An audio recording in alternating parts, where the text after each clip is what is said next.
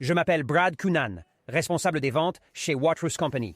Aujourd'hui, je vais vous présenter les différences et les similitudes entre nos pompes à corps plein, comme la série CS, et nos pompes à aspiration en bout, comme la série CX.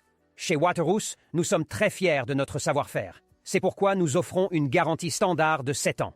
Nos pièces de fonderie proviennent des États-Unis et tout est assemblé ici, dans le sud de Saint Paul, Minnesota.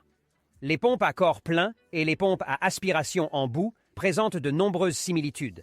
Elles peuvent toutes deux être montées au milieu ou à l'arrière, être entraînées par un arbre divisé ou par une prise de force.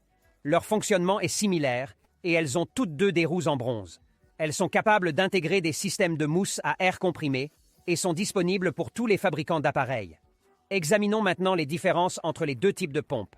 Nos pompes à corps plein offrent un débit d'eau à travers une roue à double œil.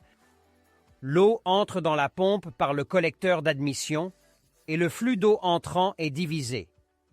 La moitié de l'eau s'écoule vers l'œil de la roue à l'avant de celle-ci, tandis que l'autre moitié s'écoule vers l'œil de la roue à l'arrière. L'eau est mise sous pression par la rotation de la roue. Les pompes à aspiration en bout permettent l'écoulement de l'eau à travers une roue à œil unique. L'eau provenant de la prise d'eau s'écoule directement dans l'œil unique de la roue. L'eau est ensuite mise sous pression par la rotation de la roue. Les pompes à corps plein ont des corps plus grands et plus lourds, pesant environ 600 livres. Les pompes à aspiration directe ont des corps plus petits et pèsent environ 300 livres. Le corps de pompe et la taille physique des pompes à aspiration en bout étant plus petit, l'intérieur de la pompe ou la volute est également plus petit. Cela signifie qu'il y a moins d'eau dans la pompe pour absorber la chaleur lorsqu'elle fonctionne à faible débit.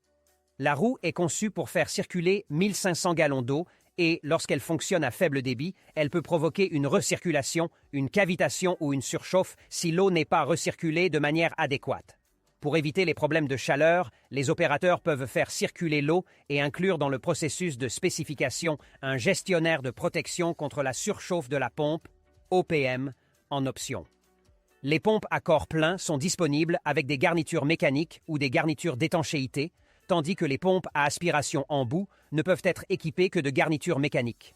Les pompes à aspiration en bout et les pompes à corps plein répondent aux exigences de la NFPA, à savoir une élévation de 10 pieds à une altitude de 2000 pieds. Cependant, si vous envisagez d'ajouter des éléments aux entrées d'aspiration, comme des vannes papillons, n'oubliez pas de consulter l'équipe d'ingénieurs de votre fabricante d'appareils pour en connaître les possibilités. Dans certains cas, l'ajout d'une vanne papillon sur une pompe à aspiration en bout peut limiter la capacité d'une application lorsque l'élévation peut être un facteur. Veillez à vous renseigner sur la capacité d'élévation de chaque type de pompe. Waterous est demandé dans 8 des 10 plus grandes villes des États-Unis. Chacune de ces villes utilise des pompes à corps entiers dans leurs applications.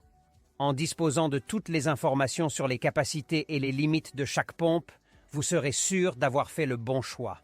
Contactez votre représentant Waterous, visitez le site www.waterousco.com pour plus d'informations. Au revoir.